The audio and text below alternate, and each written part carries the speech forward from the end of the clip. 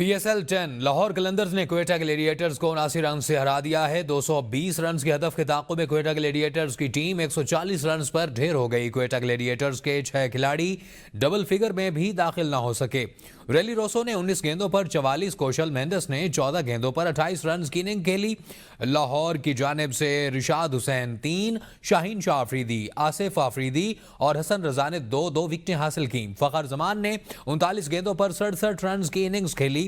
عبداللہ شفیق، dairy مچل نے 37 runs بنائے۔ Same بیلنگز نے 19 گیندوں پر 50 رنز کی ناقابل شکست اننگز کھیلی۔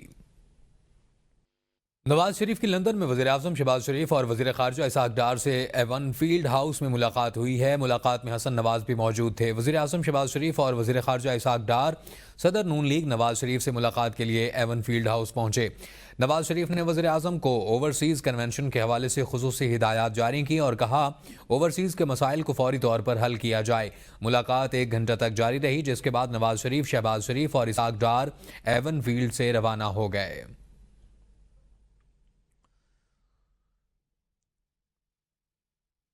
وزیر اعظم شہباز شریف اور نواز شریف کی لندن میں ملاقات کے دوران نائب وزیر اعظم اسحاق ڈار بھی موجود تھے۔ وزیر اعظم کہتے ہیں کہ قلندم TTP سمیت دہشت گرد تنظیمیں افغانستان سے کارروائیاں کرتی ہیں۔ دہشت گردوں نے پاکستان کے بے گناہ لوگوں کو شہید کیا۔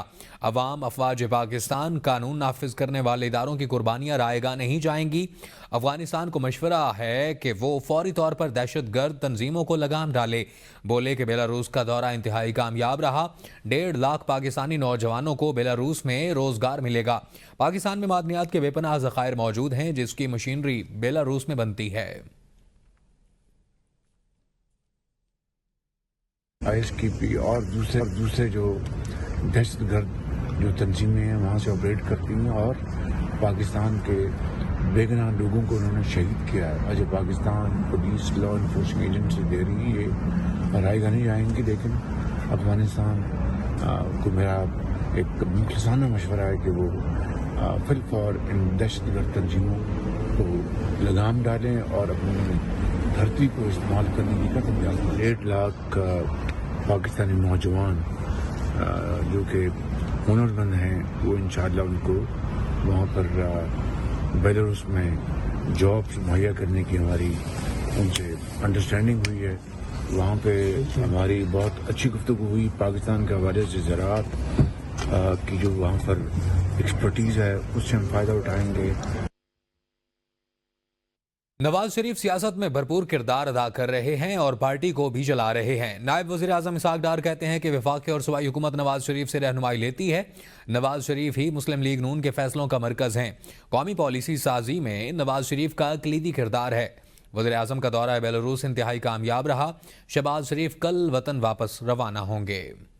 وہ سیاست سے کب نکلے ہیں بھائی؟ پریکٹیکل ہیں۔ ڈاکٹر صاحب یہ بتائیں کہ جو پریزیڈنٹ ہے PMLN کے اپنی پوری پارٹی چلا رہے ہیں، ہم ان سے گائیڈنس لیتے ہیں، پروونشل گورنمنٹ بھی لیتی ہے۔ بیچ سب کے ایک پروسیس ہوتا ہے، اس میں ان کی ٹریننگ جو ریکوائرڈ ہے، جو ابھی وہ ہمیں تفصیل لیں گے کون سی فیلڈ جو ان کو وہ ہیومن ریسورس چاہیے، کیونکہ یہ ادروائز وہ پوری دنیا سے یہ لے رہے تھے، تو ہماری ریکویسٹ پہ وہ پاکستان کو یہ سارا کوٹا دینے کے لیے تیار ہو گئے ہیں۔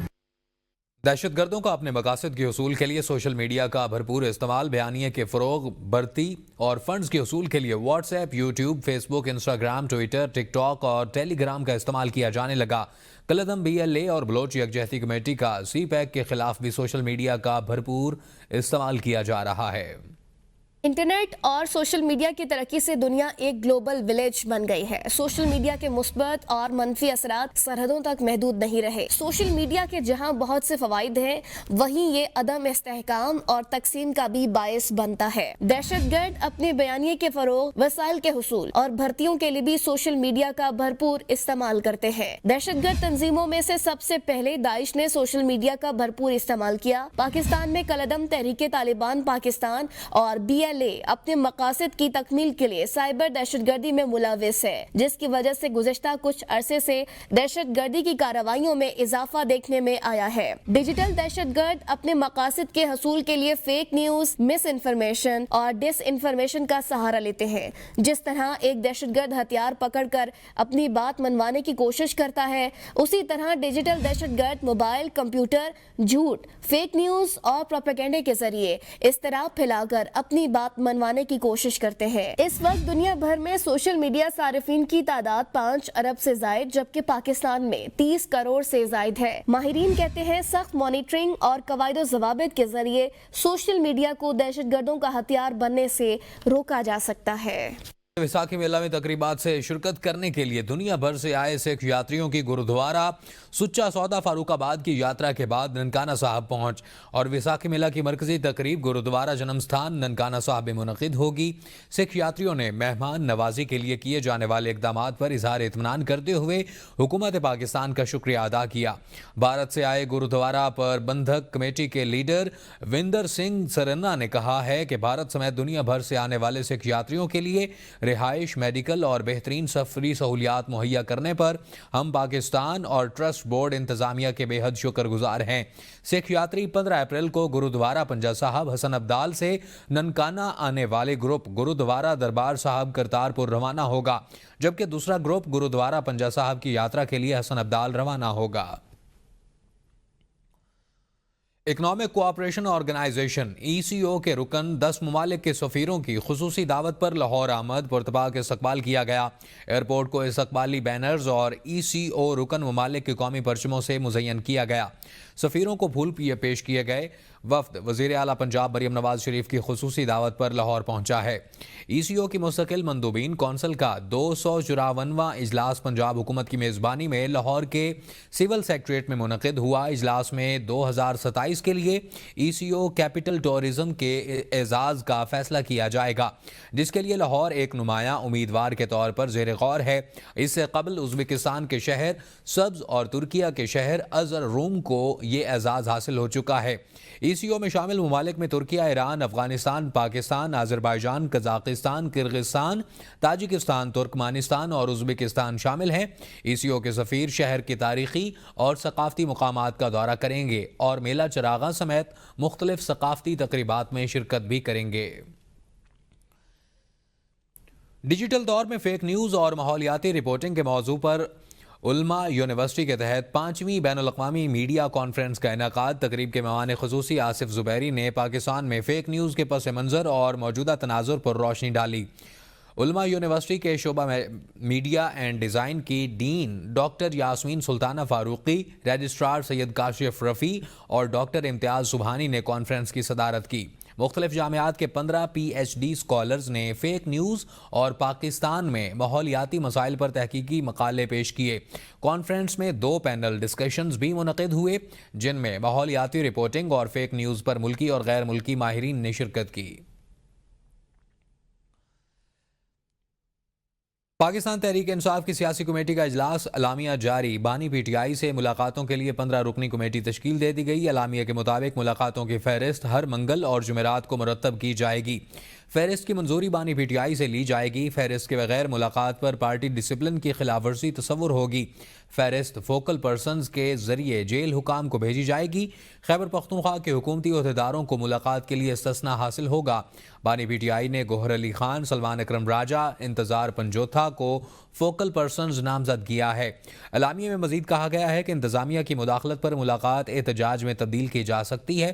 رکاوٹ کی صورت میں جیل حکام کے خلاف توہین عدالت کی درخواست دائر کی جائے گی۔ اسی کے ساتھ ہی آپ کو بتاتے چلیں کہ بانی PTI کی رہائی کی کال پر لبیک کہیں گے۔ اپوزیشن لیڈر عمر ایوب نے ہری پور میں ورکر کنونشن سے خطاب کرتے ہوئے بانی PTI سمیت تمام کارکنوں اور رہنماؤں کی فوری رہائی کا مطالبہ کیا۔ ان کا کہنا تھا کہ اختلافات ہوتے رہتے ہیں لیکن بانی PTI کی بات فائنل ہوتی ہے۔ بولے صدر آصف علی زرداری اور پیپلز پارٹی کی قیادت نے سندھ کا پانی فروخت کر دیا۔ بلوچستان کے حالات خراب ہیں، ہم پر لاٹھی چارج کیا گیا، گولیاں برسائی گئی، لیکن ہم نے جمہوری طریقہ کار اپنایا۔ پانی جو صوبہ سندھ کا حصہ ہے وہ SIFC کے تحت 1 لاکھ ایکڑ اراضی چولستان سیرا کو سیراب کرنے کے لیے دے دی جائے۔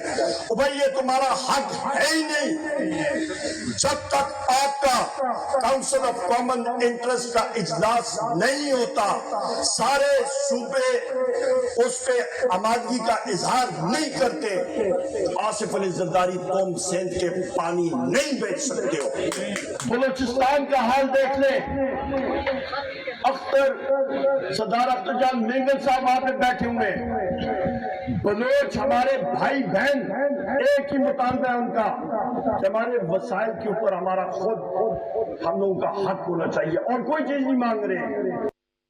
कैनाल्स सिंध के अवाम के लिए जीने और मरने का मसला है। कुछ भी हो जाए, पीपल्स पार्टी कैनाल्स के मामले पर समझौता नहीं करेगी। शर्जील मेमन कहते हैं कि अवाम का पीपल्स पार्टी से वोट का नहीं, मोहब्बत का रिश्ता है। चेयरमैन बिलावल भुट्टो 18 अप्रैल को जलसा मुनक्किद करने जा रहे हैं। 7 करोड़ अवाम को प्यास से मरने नहीं देंगे। साफ और शफाफ इलेक्शन की सूरत में वोट हमेशा पीपल्स पार्टी को मिला। ये सिंध में बसने वाले 7 करोड़ अवाम के जीने और मरने का मसला है। कुछ भी हो जाए, पाकिस्तान पीपुल्स पार्टी कैनालों पे किसी भी किस्म का समझौता नहीं करेगी। आप हमसे ये पीने का पानी छीन लोगे तो क्या हम 7 करोड़ अवाम को प्यासा मारेंगे? 18 तारीख को पाकिस्तान के लीडर चेयरमैन बिलावल भुट्टो जरदारी साहब हैदराबाद आ रहे हैं। बात करेंगे फलस्तीन और गजा की, तो खून के आखिरी कतरे तक फलस्तीनी अवाम के साथ रहेंगे। मौलाना फजलुर रहमान का कराची में इसराइल मुर्दाबाद मिलियन मार्च से खिताब। कहते हैं कि JUI के कारकुनान फलस्तीनियों के साथ हैं। इसराइल ने अरब सरजमीन पर कब्जा किया। अवाम को इसराइल के खिलाफ सैलाब की तरह आना होगा और फलस्तीनियों की सरजमीन पर सिर्फ 2% यहूदी आबाद हैं। अमेरिका और यूरोप जालिम की हिमायत कर रहे हैं। हुक्मरानों की परवाह किए बगैर उम्मत मुसलमा को उठ खड़े होना होगा। खून के आखिरी कतरे तक आपके कदम बकदम, शाना बशाना आपके साथ रहेंगे। जमीयत उलमाए इस्लाम के कारकुन शाना बशाना आपके साथ हैं। इसराइल के खिलाफ एक सैलाब बनकर उसके खिलाफ उमड़ आना होगा ताकि इस इसराइल को हम तिनकी की तरह इस सैलाब में बहा सकें। इसराइल ने अरब सरजमीन पर कब्जा किया है। अमेरिका है और यूरोप जब बात करते हैं इंसानी हुकूक की। अमीर जमात इस्लामी हाफिज नईमुर रहमान का कराची में गजा मार्च से खिताब। कहा, अहले गजा जिस मुसीबत में हैं वो बयान से बाहर है। मुस्लिम हुक्मरान ऐसे खामोश रहे तो तुम्हारी दास्तान भी नहीं रहेगी। क्या यहूदी कल अरब ममालिक को छोड़ेंगे? मगरब के चेहरे से नकाब उतर चुका है। हुक्मरान बुज़दिली दिखाते हैं कि मईशत तबाह हो जाएगी। सियासी जमातें अमेरिका में लॉबिंग कर सकती हैं, मजम्मत क्यों नहीं करती? फ़लस्तीन में 60 से 70 हज़ार मुसलमान शहीद हो चुके। शहीद होने वालों में ज़्यादा तादाद ख़वातीन और बच्चों की है। फ़लस्तीनियों की नस्ल कुशी हो रही है और UN करारदादें पास कर रहा है। आज अहले गजा जिस तकलीफ में है, जिस मुसीबत में है, वो बयान से बाहर है। और अगर ये इसी तरह खामोश रहे तो फिर तुम्हारी दास्तां तक भी ना होगी। क्या ये सेहूनी और यहूदी कल ये आलम अरब के हुक्मरानों को छोड़ देंगे?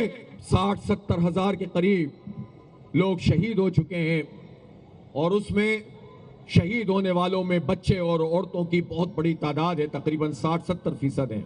इस्तेमार और साम्राज्य पूरी तरह से फलस्तीनियों की नस्ल कुशी कर रहा है और अक़वाम मुत्तहिदा करारदादों पे करारदादें पास कर रही है। देखते रहिए ABN न्यूज़।